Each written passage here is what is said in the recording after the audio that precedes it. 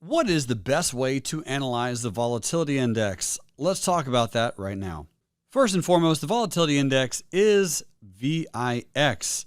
This is romantically known as the VIX, and it's a very, very hard thing to chart from a technical analysis standpoint. If you try to, you will probably go crazy.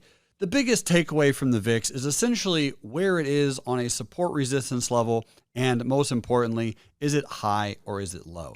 What I'm going to do is show a weekly chart, and you'll notice that the VIX tends to kind of hover around 12. And if I really zoom out, these huge spikes are when the market gets really scary. The higher the VIX is, the larger the put to call ratio is on the S&P.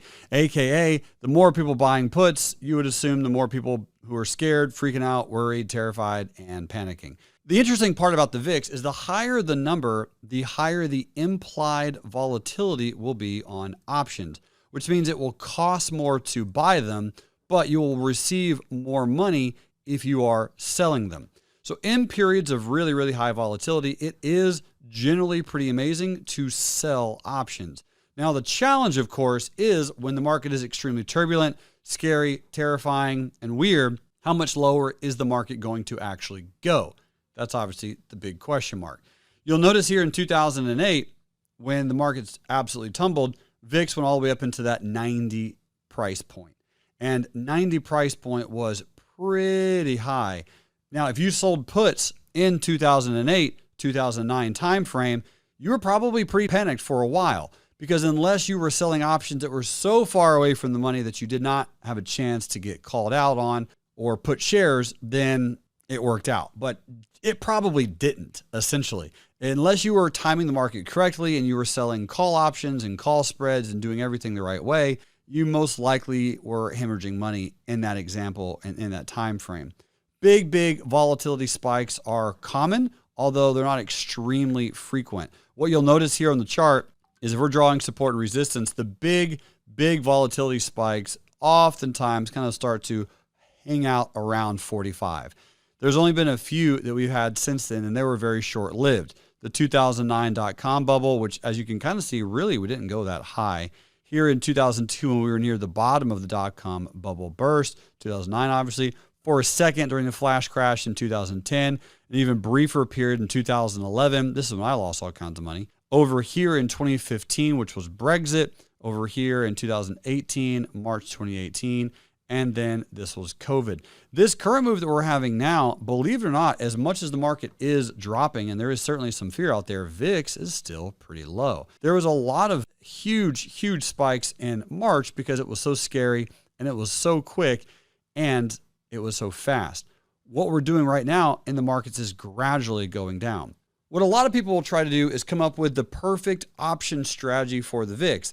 Essentially, since it always goes down, let me sell calls against it, or let me buy puts. Well, the problem is the puts are pretty pricey. The calls don't offer that much value.